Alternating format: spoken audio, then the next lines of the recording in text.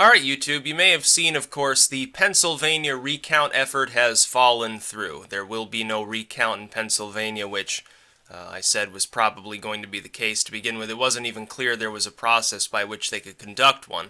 What happened is that Jill Stein, who has raised multiple millions of dollars on her recounting methodology, somehow lacks the funds to post a $1 million bond to actually cause it to take place in the state of Pennsylvania, and people are mystified about this. If you raise, I think it was $10 million, and you only need $1 million to post this bond, what gives? Where's the money actually going? I think people are rightfully, including the Clinton fans, they're rightfully angry at Jill Stein because they got hoodwinked. Most of these people donating are not even Jill Stein fans. There aren't enough Green Party fans for her to have actually made that much money. Most of this is coming from Clinton fans. It's not coming from Trump fans. I don't think the average libertarian cares. That leaves two groups of people, one of which is far too small to have actually tallied up this much money. Where do you think the rest is coming from? Jill Stein right now is embezzling money from the Clinton supporters and laughing all the way to the bank. Now, it's not clear it's going into her pocket, but it's certainly going to help the Green Party because unspent money is going to go towards the Green Party's own wrangling around in the next election. Now, Jill Stein is making a huge mistake here tactically for the Green Party. People are going to remember that. I'm certainly going to talk about it next election. Whoever the Green Party candidate is, Stein, somebody else, say, hey, remember that time that they embezzled millions of dollars in order to prop up their future election chances, in order to get on the ballot in more states and conduct more door-to-door sort of knock-knock, who's there, it's Jill Stein, please vote for me sort of stuff. Yet it's obviously fraudulent what's going on here, but her recount effort in Pennsylvania has fallen through. Now, this means several things. Number one, people are confused because they don't quite know what's going on. Number two, it means Trump has won the election. It's certain, 100% chance he's the next president. He's going to be President Trump.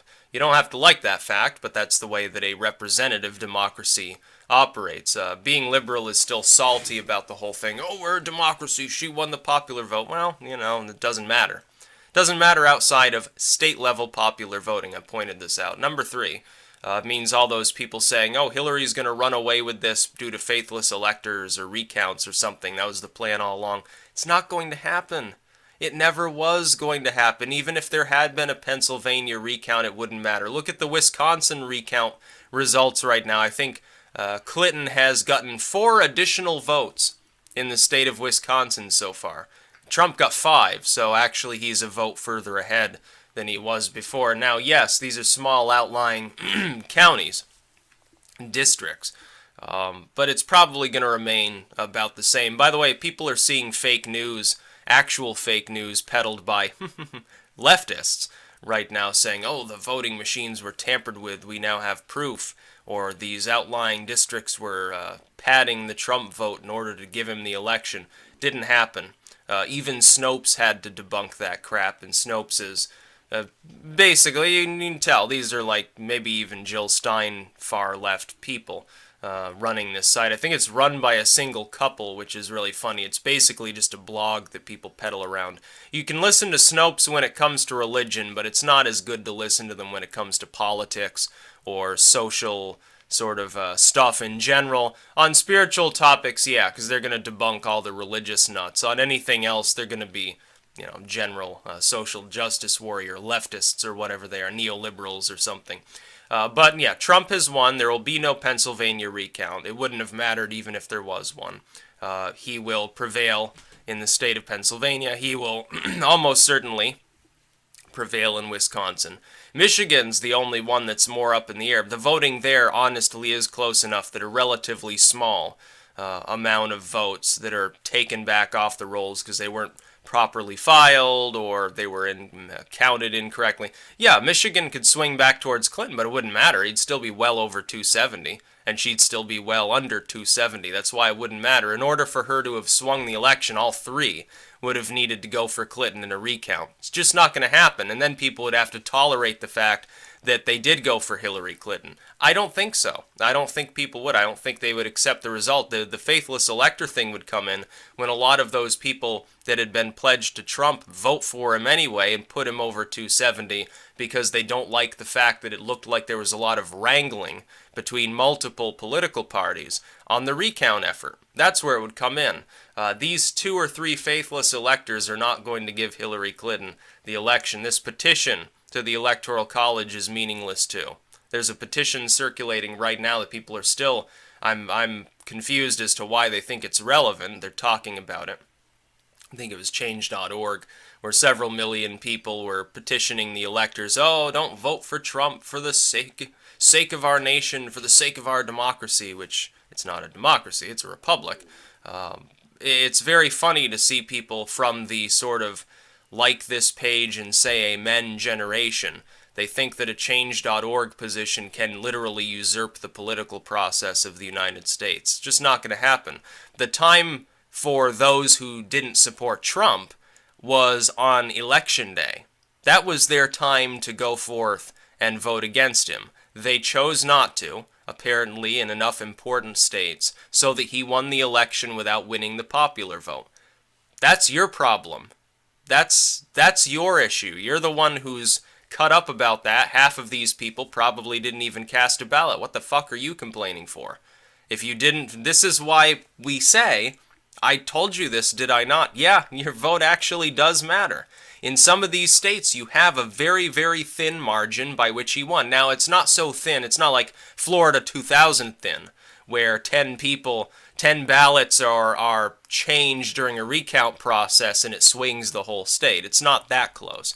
But it's close enough so that with a little bit more concerted effort, yeah, the Clinton fans could have won. But their turnout was overall, in many of these places, outside of like California, New York, maybe the Pacific Northwest, some of the more blue parts of the country, turnout for the Democrats was actually pretty high. That's why she's ahead in the popular vote. But their turnout was lower in the Rust Belt. Trump's turnout was far higher in the Rust Belt. That's why he fixated on this region for so long. That's how he cracked 270. That's how he won. That was how he was going to win anyway. I spoke about that months before it happened.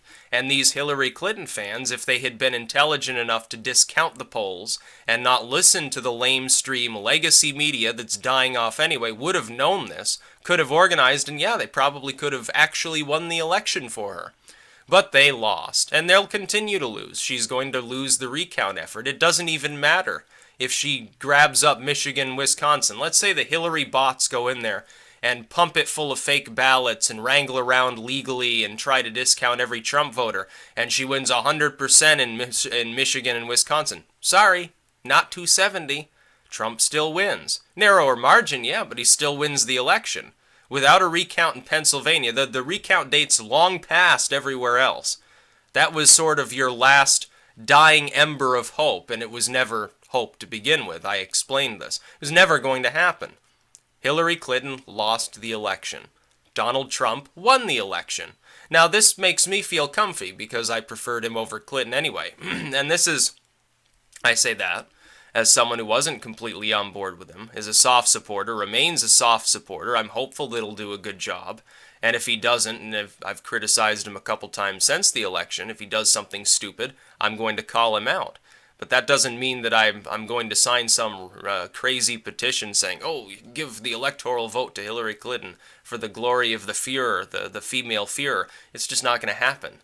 She's fucking nuts, honestly. I'm glad she lost. Jill Stein, meanwhile, I'll say this, may be very well working for Trump. Could be another reason why she's apparently, instead of posting the money for this bond that she has, she's acting like the court is asking the actual supporters to post the bond. She's capable of doing that. She's got the money on hand, apparently, right now, unless she's frittering this away on her weed stash, to post this bond in Pennsylvania and then refuses to do so. I think there's an ulterior motive here. Maybe Trump has approached her. I argue this for the sake of an interesting theory that you can ponder. I'm not saying I personally believe in it. What if Trump approached her, said, well, Johnson's made a fool of himself, I can't use him, but the Green Party's far left, so all these Clinton fans will gladly fund a recount effort. Hey, Jill, go over there and file for recounts in these states. You can funnel all this money into the Green Party if you want to. That way we'll have two halfway decent third parties the next time around. Really screw around with the fucking Democrats. Here's like, 500,000 to get you started. Just go out and get some petitions going or something like that. And I've got a cat over here that I'm petting, so just so you know what I'm doing over here, I'm not fiddling with my dick or something like that. Maybe he did that.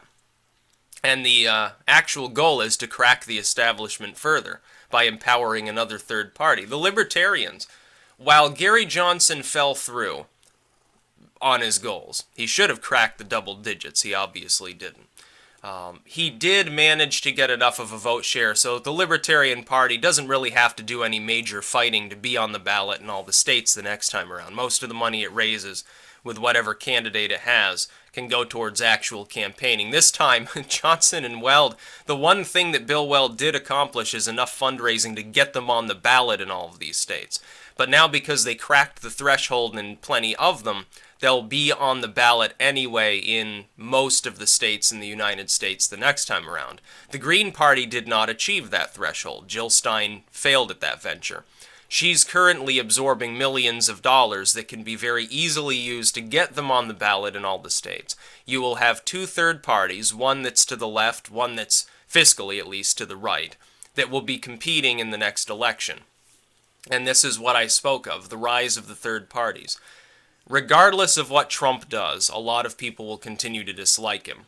A lot of those same people, though, absolutely disdain the DNC and the Democratic Party at large because Hillary Clinton failed, they're corrupt, they're outdated, and at least the younger voters, the under 35s, but we all know this, including those that are Democrats and voted for Hillary Clinton. They know she's a liar.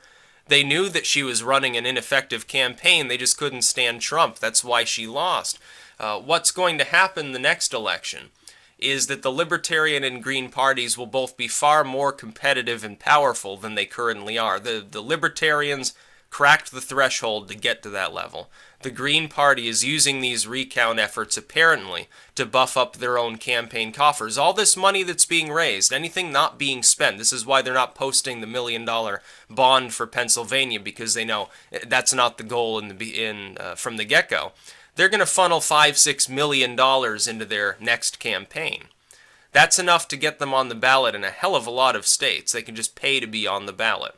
Once they get on the ballot, they're hoping to pull a Gary Johnson the next time around. What you'll see is the weak, and they're going for blood. They smell blood right now, with Pelosi continuing as the head of the House minority.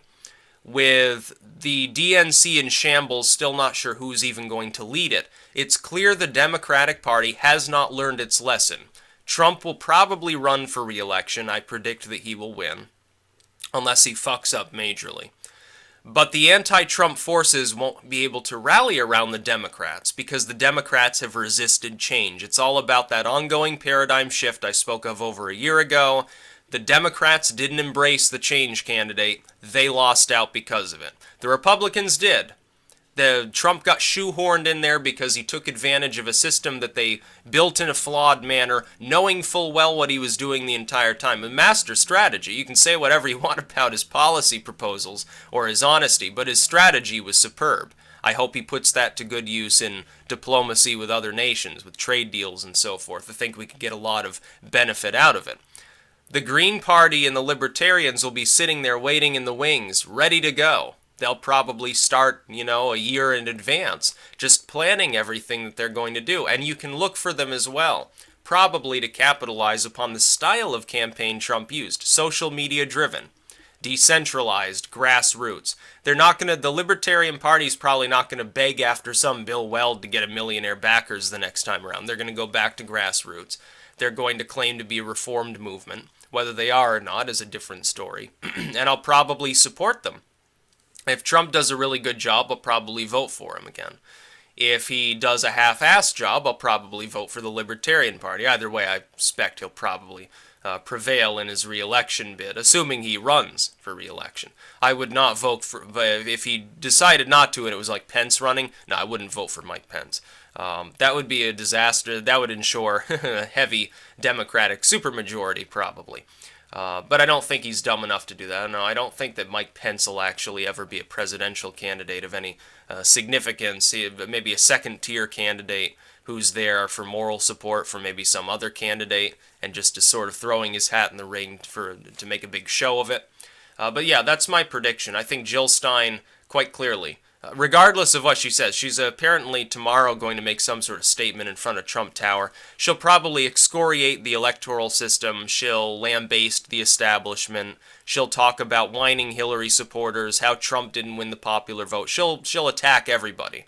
She'll give Trump the ability to attack her, by the way. Look closely at what she says. I bet her arguments against Trump will be less effective than those against the establishment in a more general sense, the political establishment. It's a grand strategy. I think that she's been paid by Trump to actually do this somehow, indirectly. Either that, or her statements prior, a month before the election, about how Trump was actually better than Hillary Clinton on foreign policy and so forth, were actually her heartfelt beliefs, and right now she's gunning for the Democratic Party because she knows there are very few Republicans who would ever vote for the Green Party, but there are a hell of a lot of Democrats who would if the Democrats become weak enough to justify them jumping ship. It could cripple the Democratic Party for an entire cycle, literally shove them down into secondary party status. There are a lot of people in this country who would prefer that to be the case. It would be nice if we had an actual left for people to vote for. Just as it would be nice to have an actual libertarian movement. I'm not talking about Johnsonian centrism, an actual dedicated libertarian movement that wants to repeal bad government. Meanwhile, you'd have also a sort of populist workers' movement in the Republican Party. Now, what's absent from this mix? No neoliberals, no neocons. Oh, that's great.